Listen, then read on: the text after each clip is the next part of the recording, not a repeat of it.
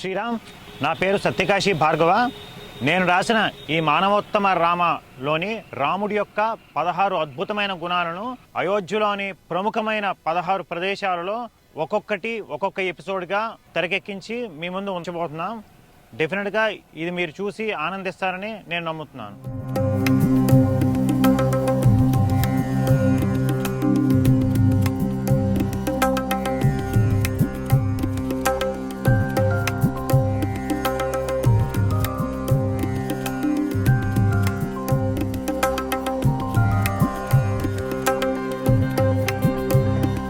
జై శ్రీరామ్.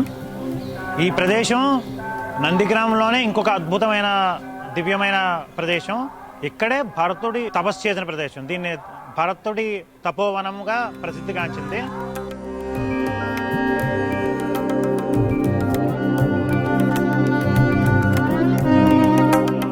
చాలా unique thing ఏంటంటే భరతుడు రాముడు అరణ్యవాసంకి వెళ్ళిపోయిన తర్వాత నేల మీద పడుకుంటుంటాడు. సో రాముడికి ఈక్వల్గా ఉండకూడదని నేలకి ఒక 5-6 అడుగుల లోతు తవ్వుకొని అక్కడ తపస్సు చేసుకోవడం, అక్కడే పడుకునేవాడు.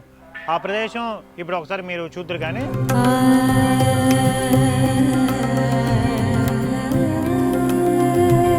అరణ్యవాసం తర్వాత సీతారామ లక్ష్మణులు ఇదే ప్రదేశానికి వచ్చి భరతుడిని కలుసుకున్నారు. వాళ్ళ ఇద్దరి కలయికకి చిహ్నంగా రామ భరత మిలన మందిర్, అంటే రాముడు భరతుడు కలిసిన ప్రదేశం మందిరంగా కూడా ఒకటి కట్టారు. చాలా అద్భుతమైన క్షేత్రం. ఇప్పుడు రాముడి యొక్క అతి ముఖ్యమైన గుణం గురించి మాట్లాడుకుందాం. రాముడు మహాధర్మజ్ఞుడు. అసలు ఆ ధర్మజ్ఞుడు అంటే ఏంటి అంటే ధర్మాన్ని ఆచరించేవాడిని ధర్మజ్ఞుడు అంటారు. అసలు ధర్మం అంటే ఏంటి? ధర్మం అంటే లోకహితం కోరేది ధర్మం. అంటే సమాజ హితము, లోకహితము, మానవుల హితాన్ని కోరేది ధర్మము అంటారు. రాముడికి ఆ ధర్మము తెలుసును, ఆ ధర్మాన్ని ఆచరించడం తెలుసును. కనుక రాముడు మహాధర్మజ్ఞుడు అంటారు.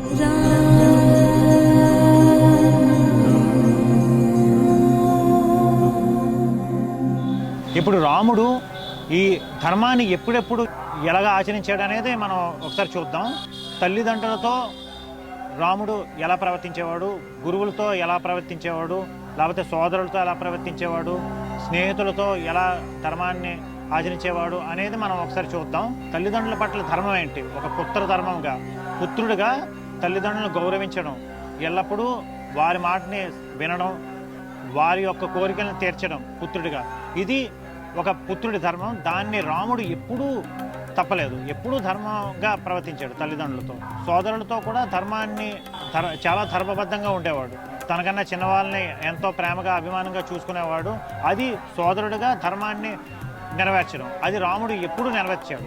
అదేవిధంగాను స్నేహితుల పట్ల కూడా ధర్మాన్ని ఎప్పుడూ ఆచరించాడు. స్నేహితులను చాలా హెల్ప్ చేయడం, ఇలాంటివన్నీను చాలా ధర్మబద్ధంగా ప్రవర్తించేవాడు.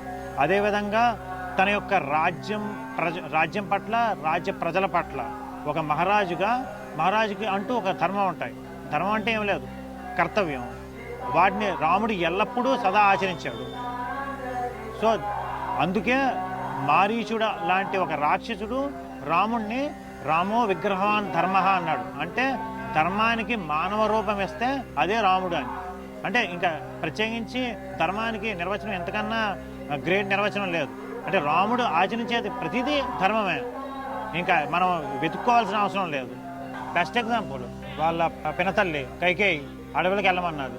ఒక్క మాట మాట్లాడకుండా నేను పుత్రుడిగా నా ధర్మం తల్లి మాటని వినడం మాత్రమే అని అనుకున్నాడు, ఆచరించాడు.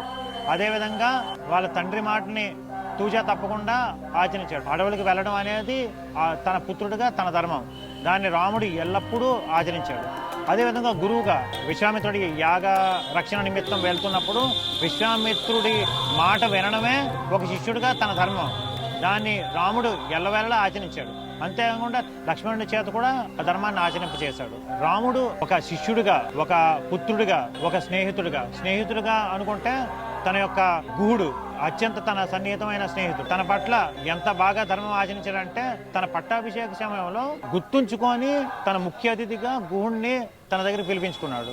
సుగ్రీవుడు విభీషణుడు కూడా తన పట్టాభిషేక ముహూర్తానికి చీఫ్ గెస్ట్లుగా వాళ్ళని ఆదరంగా చూసుకున్నాడు. అదేవిధంగా ఒక పతిగా అంటే సీతమ్మ వారి పట్ల ఇప్పుడు భార్యాభర్తలు ఎలాగ ఉండాలి, ఎంత ధర్మం పాటించాలనే దానికి ఏకపత్ని వ్రతము అంటే ఒకే పత్ని పెళ్లి చేసుకున్నాడు. తన పట్ల ఎప్పుడు ప్రేమగా ఉన్నాడు.